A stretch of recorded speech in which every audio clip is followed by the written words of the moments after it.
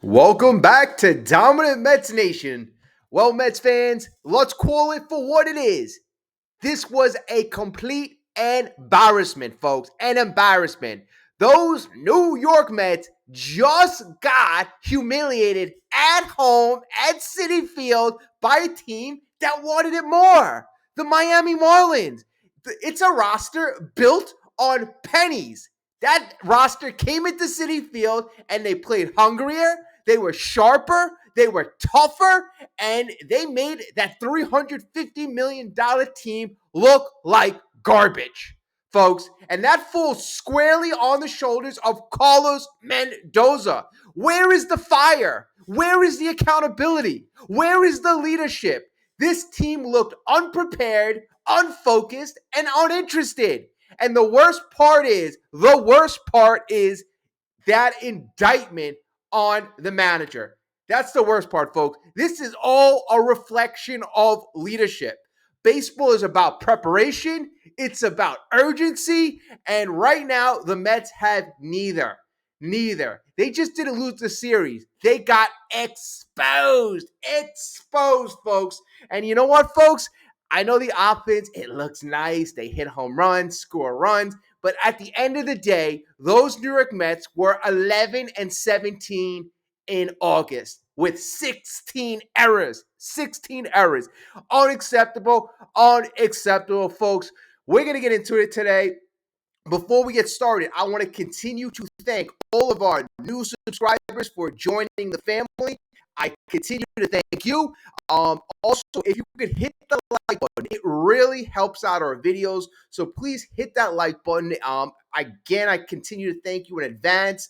And also, too, they have this new hype feature. And what that's supposed to do, it's supposed to help smaller channels grow faster. So if we can all hit that hype button for all of the videos, I can only say thank you, and let's see what we could do in terms of growing this as best as we can. Again, I thank you in advance, and any new people who would like to, who are watching this and want to consider subscribing after you see what we do here, I would love to have you. We would love to have you. All right, folks. Now let's get into this. What can I say? I don't want to be derogatory. This team is a team that I love, but they have not earned any type of respect right now. Really, you got humiliated, folks. You got humiliated. And the fact of the matter is, Friday night felt like the turning point. It really did. You had that one bad game on Thursday. You had, hopefully, I was thinking it was an anomaly. You have 3 errors. You have 5 earned runs. Okay, you right the ship on Friday. You just had a good series with the Phillies. You're going to take 3 out of 4. You have Peterson going on Saturday. You have Senga going on Sunday. All right. So Friday night, again, the Mets put up 19 runs. A laugher. They should have been able to make that statement, and that should have really kind of been the pedal to the metal moment. Instead, Carlos Mendoza, again, I'm going to continue to go to this because you're going to see what happens. Mendoza brought in Torrance to pitch. The Marlins hit the ball hard, they scored a few runs, and they walked away with much needed confidence. It was a subtle move, but it changed everything, in my opinion. Since that moment, listen to this, folks, the Mets have been outscored 20-8, dropping the next 2 games and now losing the series. That's just not a coincidence. Again, I go back to that being psychology. And you know what? Before the Mets went to that move, they had outscored the Marlins in terms of earned runs, 23 runs on Thursday and Friday, respectively. And the Marlins only scored 4 runs that were earned on Thursday and Friday. Then, all of a sudden, in the next 2 games, the Marlins scored 20 and the Mets 8. Again, folks, this is a game of psychology. Who wants it more? And essentially, Carlos Mendoza, a.k.a. Mr. Smiling, Mr. Rogers, gives all that momentum to the Marlins. It just doesn't make sense. Now, you fast forward to Saturday, and David Peterson, one of your most reliable starters, he implodes. Couldn't get through 3 innings. tagged for 8 runs. And then today you have Kodai Senga, a guy who looked a little better in Philly against Philly. But again, he's supposed to be your stopper. He's supposed to be your ace. And he gave you 4 2/3 innings, 5 earned runs, and he looked ugly. I mean, it looked ugly. Back-to-back games where your starting pitcher didn't even give you a chance, folks. Did not give you a chance today. And Kodai Senga, right out of the chute, literally was throwing way more balls than strikes, non-competitive pitches. Anytime he had to go into the zone, he was going in when it was a hitter's count. The hitters could just lock in, and it just was not competitive. And I'm just sick of it. I am sick of the same old nonsense. All right, let's get into some details about today's game. And again, I apologize for being frustrated. It's just, it's so nauseating. I mean, I do these videos because I want to, you know, you guys like the videos. Some of you like the videos. I think, and it allows me to vent a little. It allows me to feel a little better. Hopefully you feel a little better. And, it's a two-way street. So again, I thank everybody out there. You know who you are. Everybody, even if we've never interacted, again, my name is Dom. Nice to meet you. I wish we could meet under better circumstances, but the Mets right now are too damn streaky.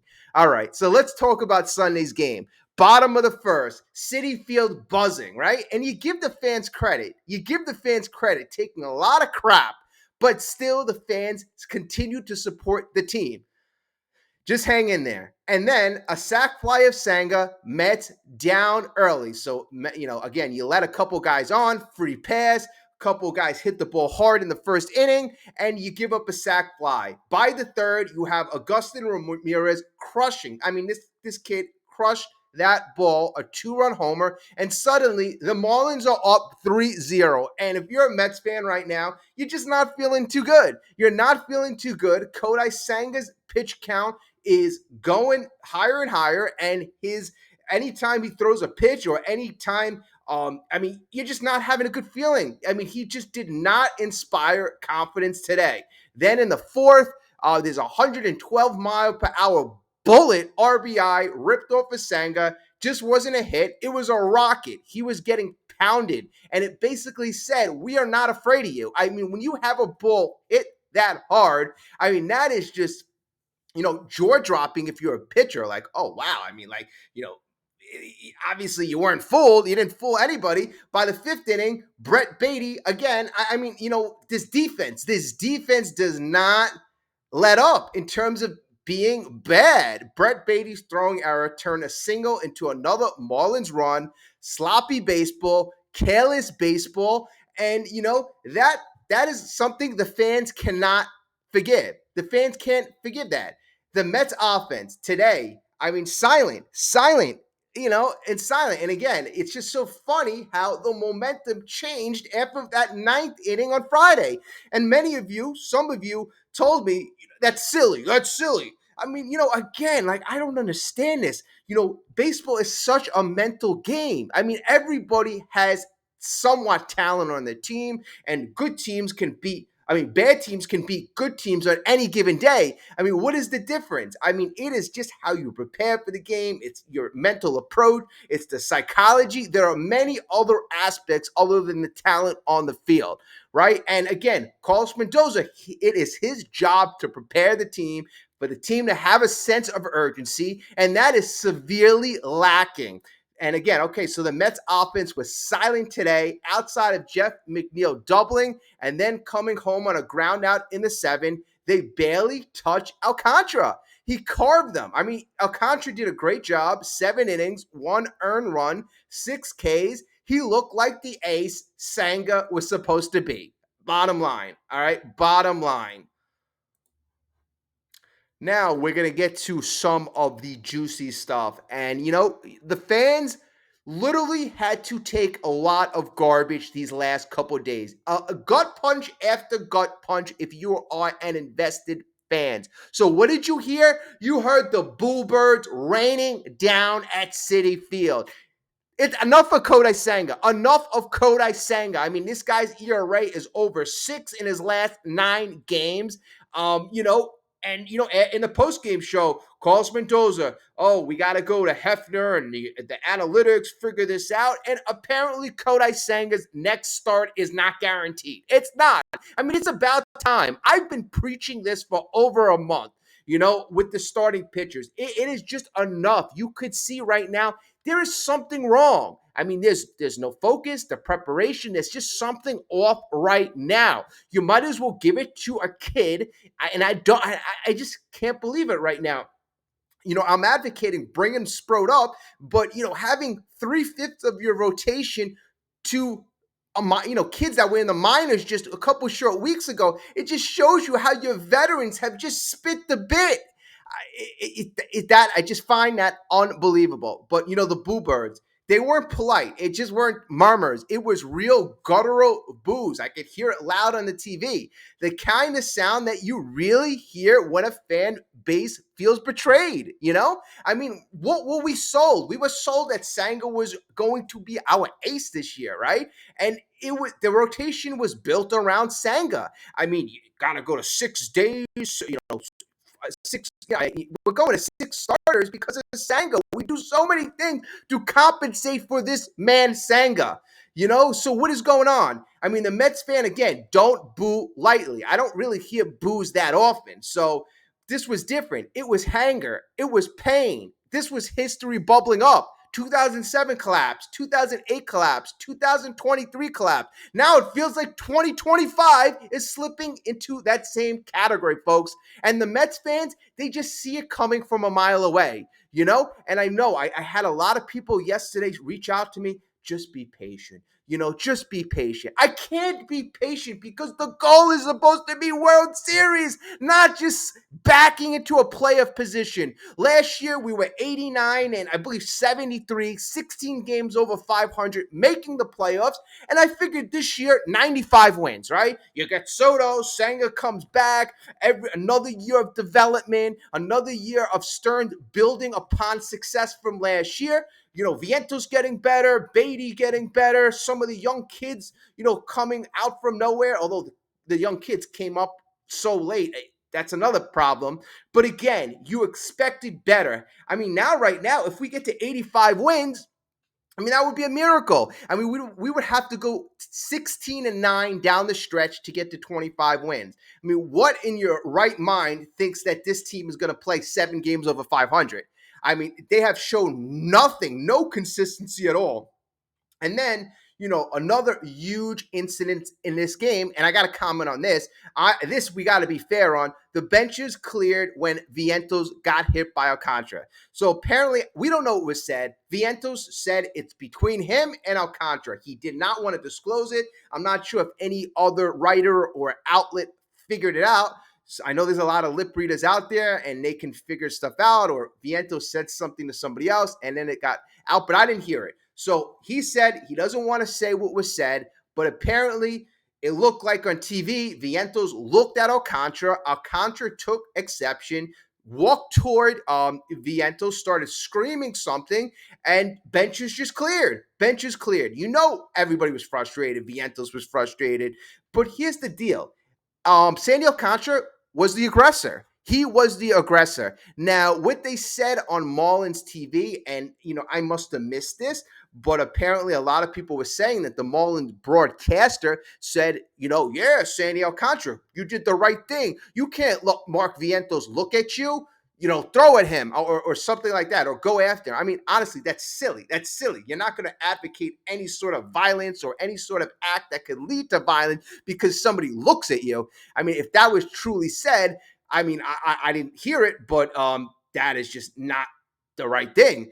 Vientos, you're a guy, you're 6'4", Sandy Alcantara's 6'5". That wouldn't have ended well if you go after Sandy Alcantara. It wouldn't have ended well. Did I like to see some emotion out of Vientos? Yes. I mean, I would like to see some of our Mets pitchers show some emotion on the mound, like Ryan Stanek. I mean, you've been getting pounded this year. Go up it, not up and in, but, inside on some of these hitters to back them off the plate. If you hit them, you hit them. The Mets get hit all the time. Pete Alonso leads the New York Mets. He's the league leader, or not the league leader. He's the team leader historically in getting hit by pitchers. So, I mean, the Mets are clearly getting hit. They're clearly getting outplayed, outworked, out hustled. The team's right now focus is not there. The team's focus is not there. And I continue to say it starts on the top with a guy like Mendoza. He's a nice guy, says the same thing over and over in the press conference. I'm tired of it. I am tired of it, And, with Vientos, I like the attempt, but I'm going to say this: frustration doesn't win you ball games, right? And at that point, it was little too late. It was a little too late. So, I mean, it was a loss. It was a loss. Didn't really do anything positive. So again, let's get to Carlos Mendoza, because at this point right now, he looks completely lost. Every press conference, same thing. We need to execute better. You hear the same thing over and over. We need to get better. We have the talent. Those words right now are empty. We need accountability. We need adjustments. Instead, we've got a manager who looks more like a caretaker than a commander. And when your starters are collapsing, when your defense is sloppy, when your bullpen exhausted, caretakers don't just cut it, folks. Caretakers don't cut it. I mean, again, I've always said that we cater way too much toward the veterans. We've been catering to these veteran pitchers for such a long time. And again, if there's no accountability, if David Peterson was unacceptable yesterday, couldn't field his position. I know he's been doing well on the season, but again, the season's not over. You can't let up. Why is Clay Holmes not able to go past the fifth inning? Why is Senga not, able to duplicate something in the beginning of the year? I'll give Senga one thing. They asked him about his health, and it basically Senga alluded to the fact that, he's not feeling 100%, right? He's not, but again, that's all pitchers. I'm pretty sure every single MLB player in late August, early September has something wrong with them. So as long as you're out there, I don't want to hear that crap. I don't want to hear that. You say, I'm out there to contend at the highest level. I feel fine. I feel fine. And right now, here's the truth. Here's the real truth. This team doesn't know who it is. Early on, we had an identity. We pitched well, we scored a couple runs, and the bullpen held the lead. Right now, offensively, that's a big question. They've been historic in August. Give them credit. 177 runs, 53 homers. Where did it get them? If you go, they're an offensive team. Well, offensive team, they went 11-17 in August, right? So that's not a solution. You can't outslug your way to October, especially when you're pitching and your defense is hemorrhaging and playing horrific. That's a mirage. That's fool's gold. You have to tighten things up. And, you notice it. Nimmo in left field, the outfield defense, especially when Mullins is out there, is so pedestrian. Nimmo really let me down in the last week. Can't pick up a ball, letting line drives go over his head, diving, the ball hitting his chest. Playing such bad. Lindor made a bad play a couple of days ago. Pete Alonso. It's just, Hayden Singer, everybody, David Peterson, everybody's getting to the action. But again, I will continue to say, just like when we are hitting homers and the offense is doing good and surging, it's contagious. Bad play is contagious as well. And the worst part, and I've said this yesterday, I didn't want to make this a big topic of today's video, is they don't have that killer instinct. They don't bury the opponents. They didn't bury the Marlins on Friday night, gave them hope, let them get good swings in, let them get confident, and then you see in the next two games, the Marlins outscore the Mets 20-8. They let the Marlins breathe. Baseball, when you give life, you get burned. The Marlins just proved that. And then in the postgame, the writers, the people asking the question, they're just not getting on Mendoza. They're not asking the right questions. They are accepting like mediocre. I guess maybe you got to get access. You got to treat everybody, like whatever their answers are. Like there is no follow-ups. I just don't get it. Reporting used to be so much better, so much more entertaining, so much more, getting down to what is working, what is not. And closing. So where do we go from here? The wild card lead is shrinking. The Reds, they won. I mean, we're going to be playing the Reds pretty soon if we continue to play horrific. I mean, that's the scary part. Like, I was like, okay, we'll get the lead up to 5 or 6 games on the Reds. Then we'll put it away, get the lead up to 7, 8, 9 games, and call it a day. But right now, with the Mets being so damn inconsistent, who the hell knows? Who the hell knows? I mean, the boos at Citi Field, they're not going to be going away. They're only going to be getting louder, folks. I'll tell you this, I still keep thinking of Steve Cohen being so irate and so mad. And, Steve Cohen, I'll never get on Steve Cohen because at least he's given this team, this city hope. But, he also, challenge the fans. Hey, come out. We're providing you with a good product.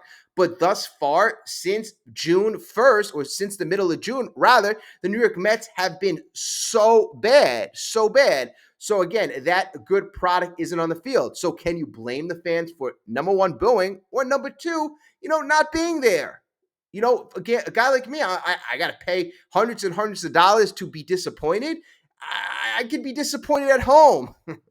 All right, so here's the thing, and the Mets fans need to hear this because I've heard David Stearns fire him, Carlos Mendoza fire him, and I'm a little more on the firing of Mendoza, not 100% there yet, but the David Stearns right now isn't going anywhere. He's not. You want to know why? Because of this fact. I mean, David Stearns was brought here to build up the farm. So, I mean, ESPN 3-4 short days ago just ranked the Mets farm system as number one in all of baseball. ESPN. In the beginning of the year, ESPN had the Mets farm at number 9. I think Baseball America had the Mets more at the middle of the pack around 15. So, ESPN always thought of the Mets as being a little bit more highly regarded as the other publication. But nonetheless, ESPN, they see McClain, they see Tong, and there's a bunch of other Mets pitching prospects. Sprout, a lot of guys who I've went through the list many, many times, a lot of promising pitchers. In fact, 14 out of the top 30 Mets prospect are pitchers. And then not to mention, you have the Ryan Clippards, the Jet Williams, and a bunch of other young, promising guys. So that's what David Stearns was brought here to do. Again, you would think with the resources and the payroll, you could get at least a couple good starters in here. But again, I mean, if you have the number one farm and you built that up in just a year and a half, 2 years, that's what Steve Cohen's going to take that into account for a lot. He is. So, I mean, again, I'm getting like really kind of sick to my stomach. The Mets right now are lost today, but tomorrow, supposedly the kids are coming. And when they do, maybe the next time City shakes, it'll be from joy, not booze. I know Nolan McClain has done such a good job, reinvigorating, re-inspiring this team. And that's what really kills me because you need a young rookie kid in here to inspire the team, inspire the offense, inspire everybody to play better defense. I mean, it shouldn't be. You should be inspired each and every day. I mean, we are fighting for a playoff spot. There's, $350 million payroll. Everybody's highly paid out there, highly regarded. It's just really kind of, I can't fathom why this team lacks so much motivation and looks, frankly, unprepared. Like, somebody brought this up, and, I don't even like bringing this up, but let me just put an example out there. We won the Philly series, and one of the subscribers go, "Oh, the Mets won the Philly series." Then after that, they go out, celebrate. They don't get enough sleep. They don't get enough nutrition. They don't prepare themselves in a way that they normally do because they just were victorious.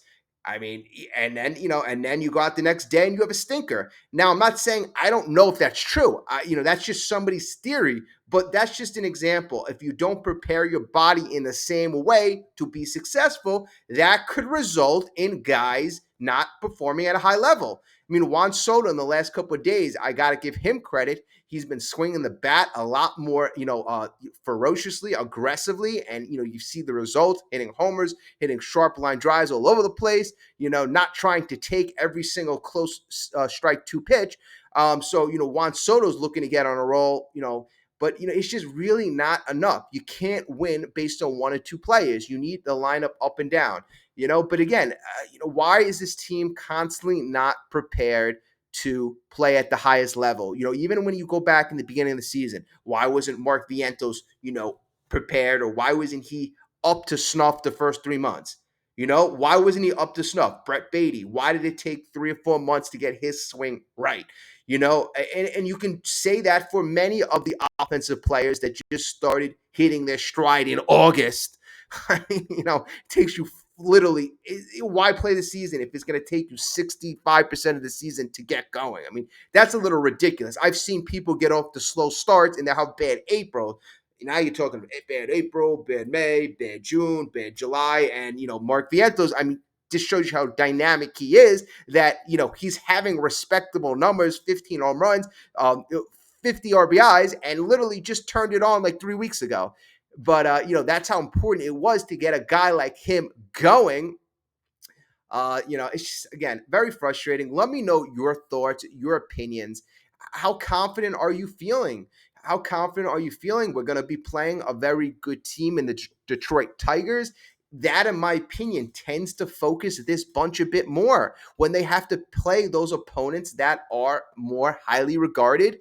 It shouldn't be the case, but it just seems like it is the case. But again, when you think back to lose 2 out of 3 to the Nationals, lose 3 out of 4 to the Marlins, these were perfect opportunities to close the gap in the NL East. These were perfect opportunities to assert dominance. These were perfect opportunities for Carlos Mendoza to, fix the bullpen, fix the rotation, set your lineups. I mean, the Mets aren't doing anything for that. They're just not taking steps. Every time they take one step forward, they take 10 steps back. It is the same thing over and over. That's the only thing you can rely on. If the Mets do anything good, if they somehow find a way to sweep the Tigers, the next series they're getting swept. You just count on it. You just count on it. I mean, that's the definition of a 500 team. But the fact of the matter is the Mets have played so much worse than 500. So, in fact, that is the dynamic, that is the DNA of a bad team right now. So again, it's 1 o'clock in the morning. I gotta go to work at 7, so I'm gonna get going. It's, again, very frustrating, very frustrating. So again, like the video, subscribe. Again, try out hyping the video. Let's see how we can spread these videos out, and I will keep producing them for you. So thank you again. Have a great night, folks, and I will see everyone very, very soon. Hopefully, it's on a winning day.